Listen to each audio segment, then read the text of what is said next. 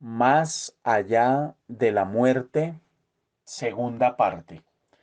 Más allá de la muerte, segunda parte. Muy bien, si usted tiene preguntas que usted quiera hacer, que usted quiera plantear, si tiene dudas, lo bueno es eso, que tengamos dudas con respecto a la palabra, con respecto a lo que el Señor establece en las Escrituras, pues por favor no dude en plantearlas y en escribirlas. A manera de repaso, rápidamente estuvimos hablando de qué pasa cuando una persona muere, qué pasa cuando un creyente muere, qué pasa cuando un no creyente muere. Estuvimos diciendo que cuando una persona creyente muere, una persona creyente va al cielo directamente a la presencia, directamente con el Señor, al paraíso. Pero dijimos que ese paraíso no es el cielo eterno, allá no es donde vamos a pasar la eternidad. Los teólogos lo han llamado como un cielo intermedio. También dijimos que las personas no creyentes al morir parten a un lugar que también es temporal y es un lugar de tormento conocido como el Hades. Y que ese lugar, el Hades, ese lugar es es temporal y está ubicado en un lugar llamado Seol, Seol. Y ese lugar se conoce como el mundo de los muertos, que allí hay conciencia, se está consciente, se tiene memoria, los sentidos están totalmente despiertos, etcétera. Estuvimos diciendo también que el ser humano es tripartito, tripartito, es decir, como el Dios del cielo, el Dios de la Biblia, su Dios y mi Dios es trino, Padre, Hijo y Espíritu Santo, nosotros también. Recuerde que la palabra dice que nosotros fuimos hechos a imagen y semejanza del Señor. Y también tenemos tres partes: espíritu, alma y cuerpo. El, el término espíritu viene de un término hebreo que es ruaj, ruaj, que traduce viento, aliento, espíritu. Y este término ruaj significa o representa el aliento de Dios. Ese es el espíritu del ser humano. Y es de algún modo la unión vital entre Dios y el hombre. Ahora, dice por ejemplo en el libro de Ezequiel, capítulo 36, os infundiré mi espíritu. La función del espíritu en el ser humano, ojo, no estamos hablando del Espíritu Santo, eh, ya vamos a responder esa pregunta. No estamos hablando del Espíritu Santo el espíritu del hombre es ese soplo de vida, ese aliento, ese ruaj que el Señor da a cada ser humano, y la función del espíritu en el ser humano es facilitar, permitir la comunión, la comunicación y el entendimiento de las cosas espirituales de Dios. Entonces el espíritu, su espíritu, ese aliento de vida, esa parte espiritual suya que le pertenece al Señor o que Dios la dio, porque todo le pertenece a Dios, esa parte que Dios la dio, ese soplo, es esa parte que se comunica con el Espíritu Santo. ¿Usted por qué está conectado hoy al devocional? ¿Por qué razón usted ha venido desarrollando una disciplina espiritual y se conecta cada noche a los devocionales? ¿Y no ha notado que cuando usted no se conecta le hace falta? ¿No ha notado que cuando usted no se conecta, usted dice al otro día, necesito el audio, necesito escucharlo, y usted saca tiempo y lo escucha? Pero cuando usted no se conecta, o cuando usted no lee la palabra, o cuando usted no asiste a la iglesia, como que hay algo incompleto, como que usted se siente incómoda, como que usted se siente incómodo, como que me faltó algo, como que necesito algo. Bueno, es el Espíritu Santo en usted redarguyéndole, inquietándole. ¿Para qué? Pues para que usted pueda dar lugar en su vida a las cosas espirituales que Dios quiere que usted y yo les demos lugar. Entonces la función del espíritu en el ser humano es la de facilitar la comunicación entre el Espíritu Santo de Dios y nosotros. Y nuestro espíritu, él recibe la información, las verdades de Dios, él recibe la comunicación de Dios en nuestra vida por medio del Espíritu Santo. Y ese Espíritu nuestro se encarga de transmitirle a nuestra alma, a nuestra conciencia, a nuestro intelecto. Y esa es la función básica del Espíritu, no solo darnos vida, sino darnos entendimiento, comunicación y entendimiento de las verdades de Dios. Ahora, dijimos que cuando usted muere, ese ruaj, el espíritu, ese soplo de vida, ese aliento, ese hálito de vida, regresa a Dios, quien lo dio. Eso regresa al Señor. Pero, literalmente, el alma es, lo dijimos anoche, lo que se viene a condenar o lo que se viene a salvar. La función del cuerpo, este cuerpo de carne y hueso, pues ¿cuál es? Es la de facilitar el tránsito por esta vida. Es el carro, es el carruaje. Para nosotros poder vivir en esta tierra, en este plano dimensional, necesitamos ¿de qué? De algo propio de esta naturaleza, carne y hueso, algo tangible, algo material, algo que ocupa volumen, peso, espacio. Esa es la función del cuerpo. Cuando usted muere, el cuerpo se volverá polvo y es polvo y al polvo ha de volver, lo dice en Génesis 2:7. Entonces Jehová formó al hombre del polvo de la tierra y sopló en su nariz aliento de vida, y fue el hombre un ser viviente. Entonces, en el principio, el Señor, recordemos, nos formó del polvo. Y dice la palabra, ahí está el cuerpo formado del polvo. Dice que sopló en su nariz aliento de vida. Ese es el ruaj. y fue el hombre un ser viviente.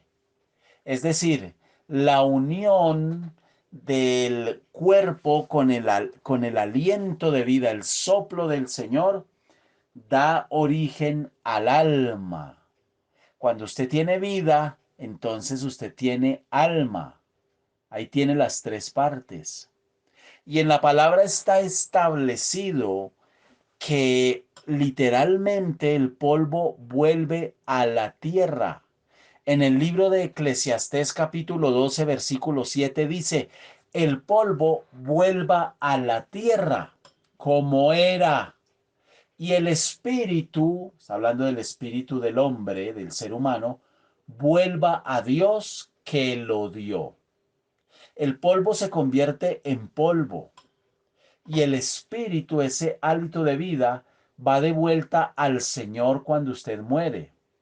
El espíritu de toda persona, buena, mala, creyente o no creyente, regresa a Dios en el momento de su muerte. Entonces, dice la palabra, el cuerpo sin espíritu, sin el aliento de vida, está muerto. Eso está en Santiago 2:26. Dice la palabra, que todo el tiempo haya hálito de Dios en mis narices. Eso está en el libro de Job 27:3. El espíritu que vuelve a Dios entonces, cuando muere una persona, es algo que solo le pertenece al Señor. Eso no es lo que se condena o lo que se salva. Lo que se condena o lo que se salva es el alma. Dice la palabra, formó pues Jehová Dios al hombre del polvo de la tierra y sopló en su nariz soplo de vida y fue el hombre un alma viviente. Tome nota, Génesis 2:7. Y en este versículo tenemos las tres partes. ¿Por qué es importante hacer énfasis en esto? Porque hay gente, incluso sectas, que han dicho la herejía que nosotros somos únicamente espíritu y cuerpo.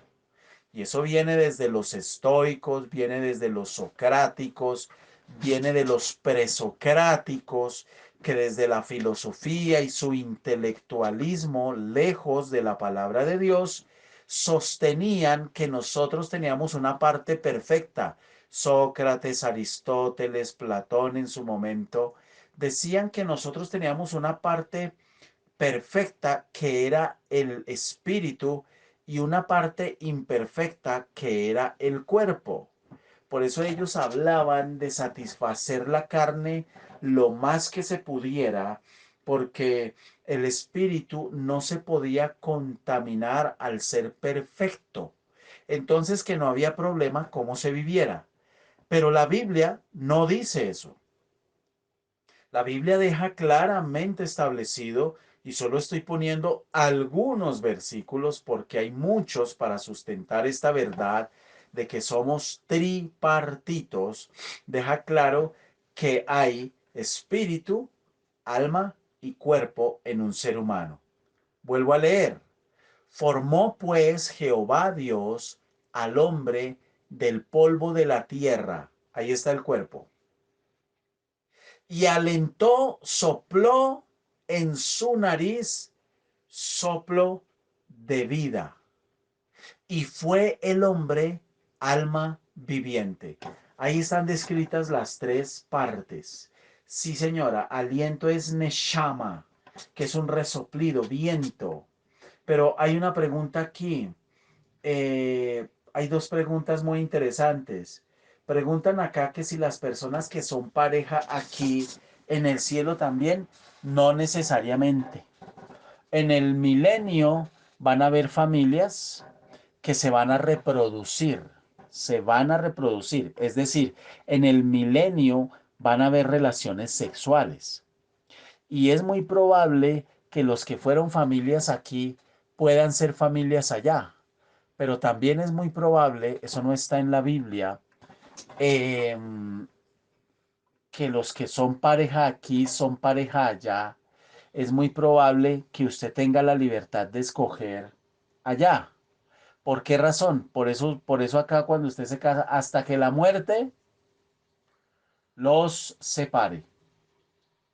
Entonces, vamos con la segunda pregunta. ¿Los animales tienen alma y espíritu? Los animales tienen un cuerpo, es evidente, tienen alma, pero no tienen espíritu. Los animales tienen alma porque ellos sienten, ellos se entristecen. Ustedes conocen los dos perritos que yo tengo acá.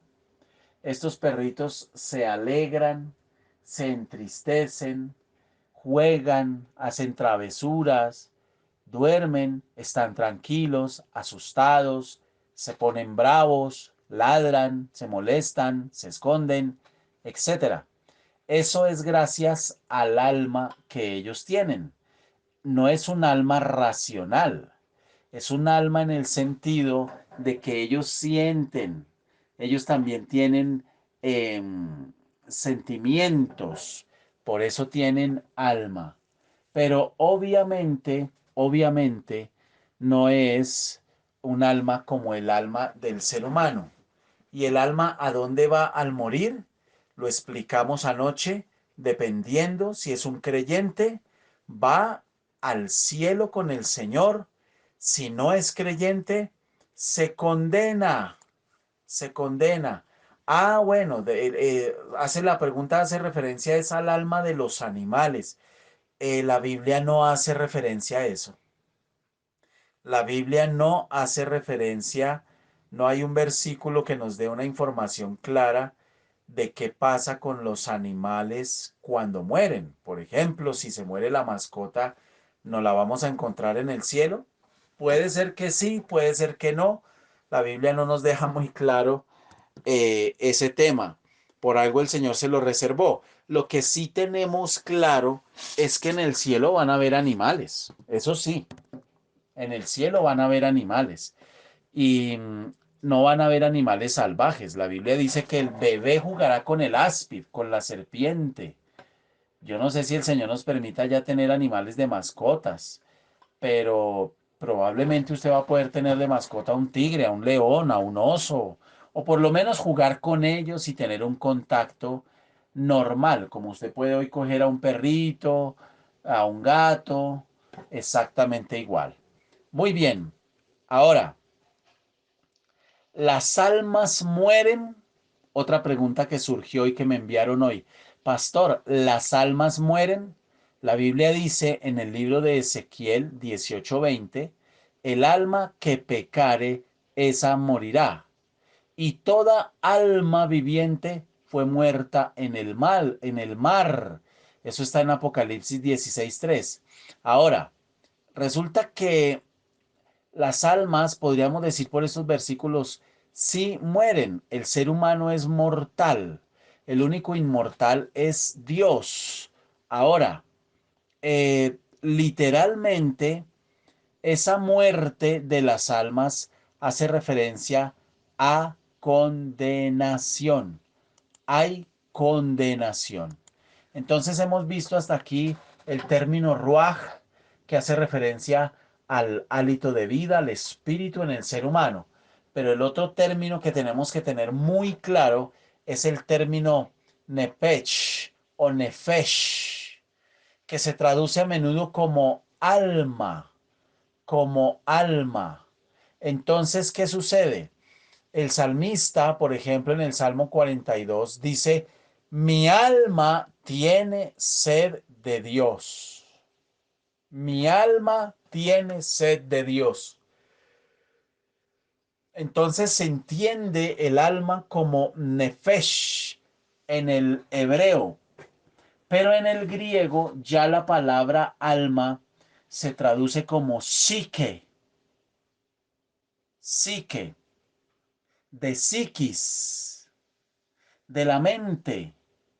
Entonces, literalmente, el alma viene a ser algo completamente diferente del espíritu.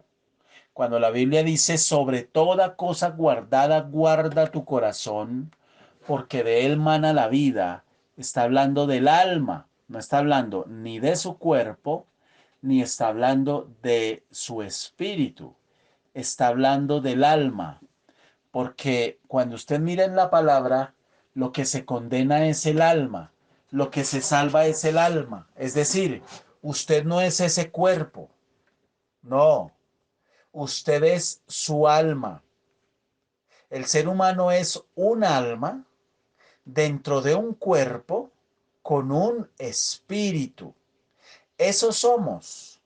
Usted debe entender que ese cuerpo que usted baña, que usted maquilla, que usted alimenta, que usted cuida, es algo pasajero, pero usted se va a morir, a su cuerpo lo entierran. Hoy les envié una foto que de un carro fúnebre que vi por la calle y yo dije voy a tomar una foto y lo voy a compartir porque era un carro nuevecito, nuevo, nuevo, se veía que es nuevo, un carro fino, de una marca fina y muy bonita esa carroza. Al fin y al cabo, coche fúnebre. Y es muy lujoso, es muy bonito el carro, pero es para transportar cadáveres. La ironía de la vida. Esa es la ironía. Nosotros nos afanamos en esta vida por alcanzar, por estudiar, por tener, por conocer, por comprender, por manejar idiomas, por hacer una cosa, por hacer la otra, etcétera. Pero al final de la vida, todo pasa. Al final de la vida, todo queda. Al final de la vida, nos damos cuenta en el lecho de muerte que todo fue inútil. Piensa en ese ladrón que murió robando. Cuando él muere, por la razón que haya sido, lo abatieron, murió abatido. Ese personaje se da cuenta en ese instante que esa avaricia de plata no le sirvió para nada, para absolutamente nada. Entonces esa palabra aliento es una palabra hebrea que es neshama. Y la palabra alma es una traducción hebrea nefesh. Y la palabra espíritu es una traducción hebrea ruach. Ruach. Entonces, en el hebreo bíblico, la palabra neshama, que es aliento, y la palabra ruach son dos palabras sinónimas. Son dos palabras sinónimas. De ahí que en algunos textos bíblicos tengan el mismo significado. Y la palabra alma, que es nefesh, es literalmente de la raíz griega y refiere a un ser humano o a una persona. Por eso decíamos ahorita que el Señor forma al ser humano, lo forma del polvo y al formarlo del polvo sopla aliento y dice que fue un alma viviente. No se confundan porque pasa mucho que la gente dice, pero no entiendo, pastor, al fin es neshama o al fin neshama, que es aliento, o al fin es nefesh. Son dos palabras sinónimas y en el hebreo, en muchos textos bíblicos, se utilizan como exactamente iguales, para que ustedes no se vayan a confundir.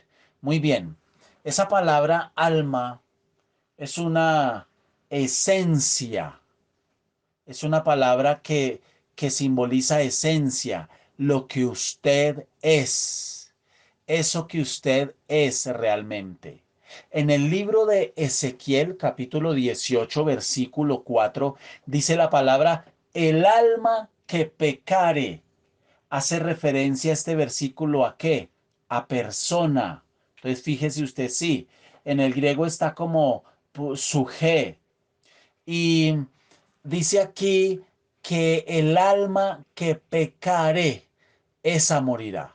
Está haciendo referencia a qué? A condenación eterna. Pero cuando aquí en este versículo se utiliza la palabra alma, no está haciendo referencia solo a una parte del ser humano, está haciendo referencia a la esencia del ser humano. Usted en esencia es un alma. Escuche, se lo repito. Usted en esencia es un alma. Sobre toda cosa guardada, guarde su alma, porque de ella brota la vida. Cuando usted permite que su alma sea afectada, dañada por emociones, sentimientos, que sea contaminada por el intelecto, está afectando su corazón. Cuando usted entra en angustias, en depresiones, en tristezas, usted está afectando su corazón. De él mana la vida. Puede venir condenación o puede venir salvación. El alma que pecare, la persona que pecare, esa morirá.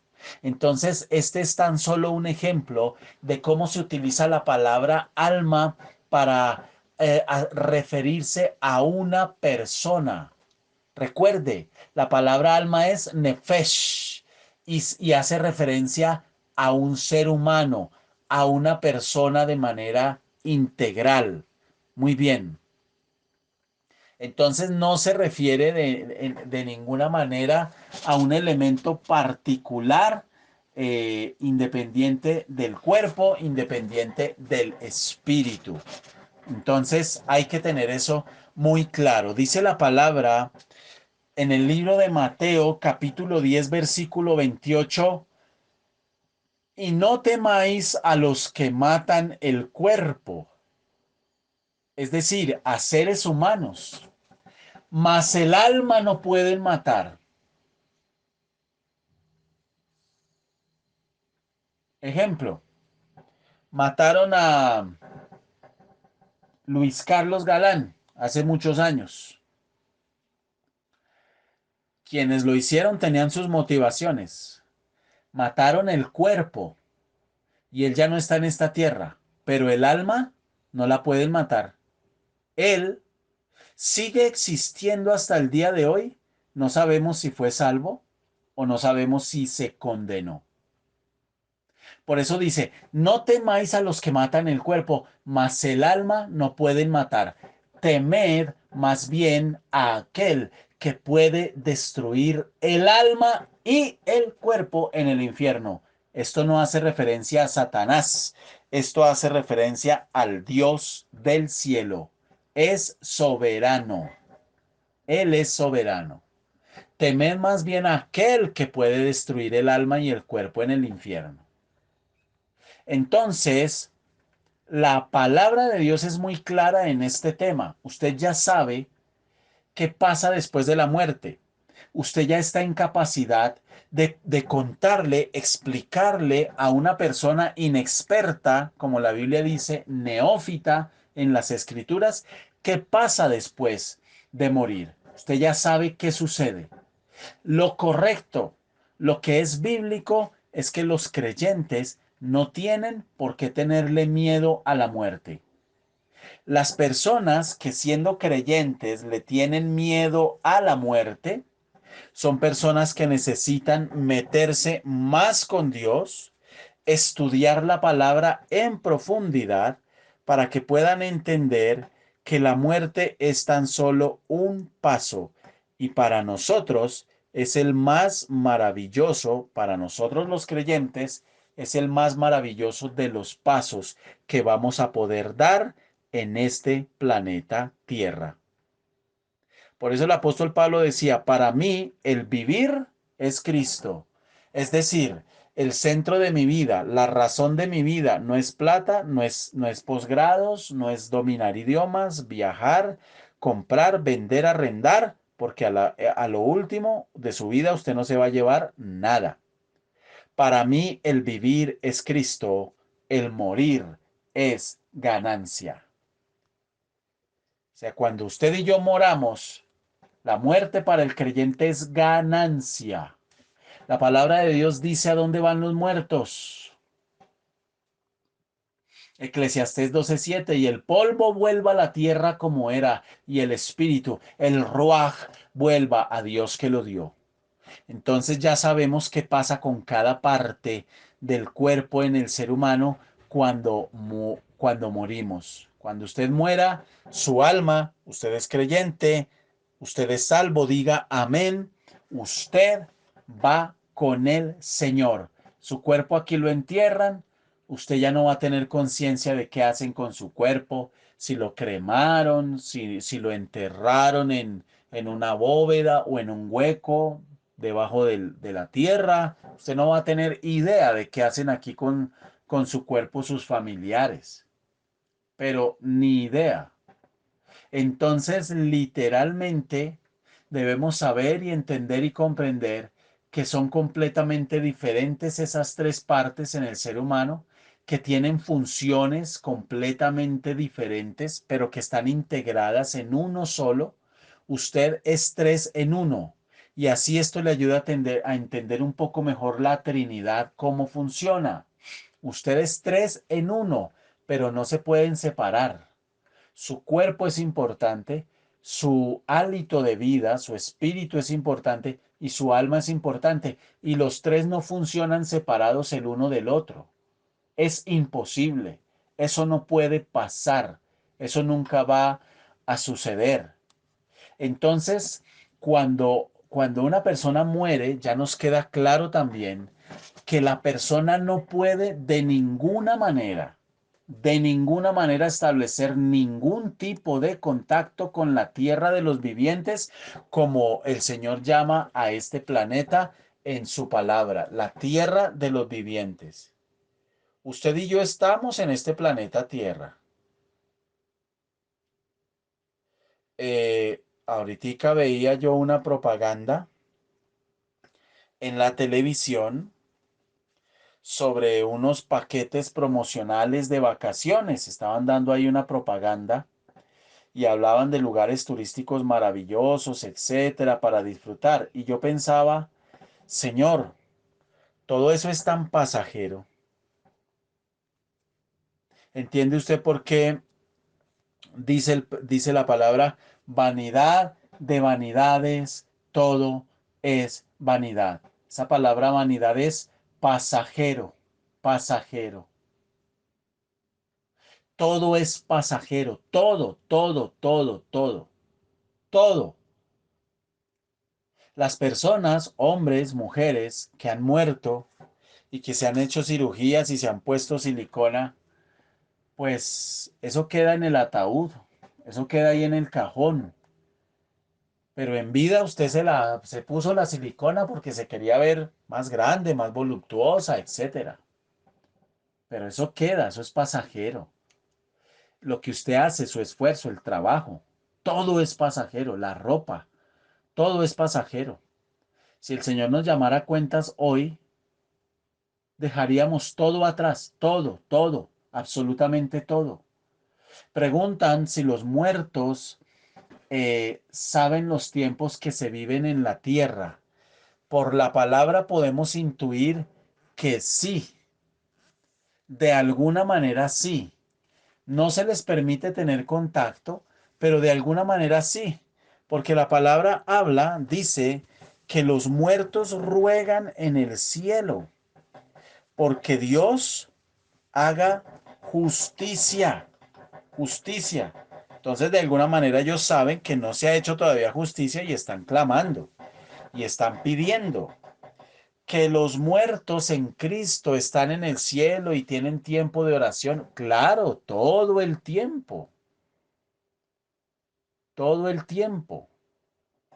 Entonces, literalmente, debemos tener muy claro, hay una secta llamada los Testigos de Jehová que dicen que cuando la persona muere, la persona duerme.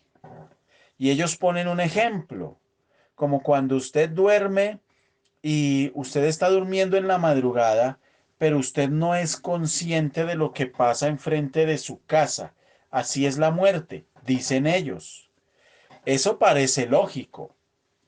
Eso es un racionalismo lógico. Usted le pone en ese ejemplo y usted dice, oiga, pues tienen hasta razón, porque yo me acuesto a dormir y ni idea de quién pasa por enfrente de la casa. Entonces usted encuentra que ese razonamiento para explicar esa posición que ellos dan es como razonable, ¿no? Es lógica. Pero resulta que la palabra de Dios no la podemos ver desde el racionalismo lógico porque vamos a cometer muchos errores de interpretación. Esa palabra dormir, que los que mueren duermen y no tienen conciencia de nada. Entonces esa palabra dormir no hace referencia al dormir físico como cuando usted se acuesta ahorita a dormir. No, no hace referencia a eso. Si fuera así, ¿por qué el Señor Jesucristo dejó en su palabra una parábola donde habla de un rico y de un mendigo? Y en la parábola, después de que ambos murieron, ninguno estaba durmiendo o estaba sin conciencia. Esa palabra dormir hace referencia a muerte, hace referencia a separación de la tierra de los vivientes, hace referencia a que el que se muere ya no puede comunicarse con el mundo de los vivos. Usted encuentra gente diciendo cosas como, por ejemplo, pues tiene que ser muy bueno porque todo el que se ha muerto no ha vuelto. No es que necesariamente sea bueno, porque los que se condenaron la están pasando mal y no se han devuelto. Ah, quisieran devolverse, ya no pueden, ya no pueden, es que no pueden, es que no se les permite. Incluso los que partieron a una eternidad con el Señor Jesucristo. De hecho, si usted pudiera hablar con el familiar que está en el cielo, que ya ha fallecido, creyente, y usted le dijera, véngase para acá, yo le doy todo que me gane el baloto, yo le doy todo, le doy plata, le doy de todo. ¿Qué le va a decir a esa persona? No, déjeme aquí quieto. Yo me quedo aquí. ¿Entiende usted mejor, dimensiona usted mejor a qué hace referencia la palabra cuando la palabra dice que debemos cuidar el corazón sobre toda cosa valiosa? Sobre toda cosa valiosa que usted la guarda, usted la cuida, cuide su corazón. Si hay algo valioso en su vida, no son los millones que usted tiene en el banco, ni el carro, ni la casa, ni la chequera, ni las tarjetas de crédito. Eso es valioso, es importante, le ha costado trabajo. Pero escuche, no hay nada más valioso en esta tierra que su alma. No hay nada más valioso en esta tierra que su alma. La palabra dice en Eclesiastés 9:5, los muertos nada saben, nada saben, pero no significa que no tengan conciencia. Significa que ellos no se pueden comunicar con nosotros. ¿Por qué cuando alguien muere sin Cristo quedan esos testimonios rondando y asustando a la gente? ¿Por qué pasa eso? ¿Cuáles testimonios? Ah, demonios. Quedan esos demonios rondando y asustando a la gente. ¿Por qué pasa eso? Pues eso se da por muchas razones. Una, porque de pronto en la casa del muerto, pues hay puertas abiertas a la influencia demoníaca. Otra, porque literalmente los demonios se mueven para traer confusión, pero nosotros no debemos tener temor de esas cosas. Nosotros debemos tener cuidado. Nosotros debemos tener cuidado. Ahora, hay sectas como los adventistas, los testigos de Jehová, que sostienen que literalmente el alma, cuando muere una persona, entra en un sueño y que los muertos están durmiendo y que van a permanecer así hasta la resurrección en el día del juicio final. Pero el contexto particular y general de la Biblia no dice eso, no apoya eso. El muerto tiene conciencia, sabe en dónde está. Eso ya lo hemos visto, ya lo explicamos con la parábola del rico y de Lázaro. Tengamos clara una cosa. Hay una diferencia, voy cerrando, entre el infierno temporal y el infierno eterno. El infierno temporal es el Hades y es un lugar de espera para todos aquellos que han muerto sin Cristo y es un lugar de tormento y de sufrimiento terribles. ¿Y cuándo van a pasar al infierno eterno? Después del juicio final, donde van a ser lanzados, dice la palabra, al fuego, al lago de fuego eterno. Pero el infierno en este momento no está abierto. Todavía no. Todavía no. Nadie ha sido lanzado actualmente al lago de fuego. Todavía no. Entonces es un lugar temporal. Cuando hablamos de paraíso, estamos hablando de un lugar de descanso. Era el seno de Abraham en el Seol. Ahora es ese lugar de descanso con el Señor. Cuando hablamos de un lugar de tormento, estamos hablando de infierno. Pastor, pero no entiendo. Entonces, ¿las personas van al infierno o no cuando mueren? Sí, van al infierno temporal.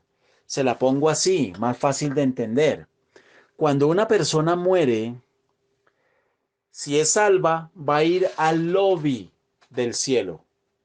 Si no es salva, va a ir al lobby del infierno. Cuando usted ha viajado y va a un hotel bonito, usted sabe, ve que el hotel tiene un lobby, un recibidor. Es un lugar donde usted está ahí temporalmente mientras se registra, paga sus cuentas, le entregan la habitación, las llaves, etcétera. Es temporal. Luego entra usted a las instalaciones de lo que es el hotel. Entonces, a donde va la gente al Hades, ese es un infierno. Claro que es un infierno, es temporal, pero no es el infierno eterno, para que por favor tengamos claro ese tema. Muy bien, este es un tema que tenemos que tener nosotros como creyentes. Literalmente es diferente. El pozo del abismo es el mismo Seol, es diferente. Eso lo vamos a desarrollar en otro tema que vamos a estar tocando porque vamos a estar hablando de estos temas que son doctrinales, que es importante que usted los tenga claros. ¿Por qué son doctrinales, pastor? Porque son base de su creencia como cristiano. Si el Señor Jesucristo habló del infierno, un cristiano genuino, verdadero creyente, discípulo de Cristo, ¿debe creer en el infierno o no? Claro que sí. Creemos en el infierno, creemos que el infierno es eterno, creemos en la condenación, pero creemos también en la salvación de las almas a través de Cristo. Es doctrina, es doctrina. Entonces, mis amadas y mis amados, meditemos en este tema, meditemos en este tema, meditemos en que mucha gente hay en este momento en el infierno, en el Hades, y son conscientes, pueden ver, pueden identificar personas, sienten, sienten, como usted siente con su cuerpo, sienten sed, calor, dolor, angustia, tristeza, sienten, sienten arrepentimiento, tienen recuerdos, tienen remordimientos, tienen totalmente plena la facultad de razonar, tienen memoria. Todo eso está en Lucas capítulo 16. Ahí está. El Señor Jesucristo no dejó esta parábola para asustarnos. El Señor Jesucristo no dejó esta parábola para meternos miedo. No. El Señor Jesucristo nos dejó esta parábola para que tengamos un entendimiento de qué pasa después de la muerte y estemos apercibidos. Partir con Cristo es lo mejor que nos puede pasar en la vida. Lo mejor. Claro, que el Señor nos dé vida y salud para vivir muchos años más.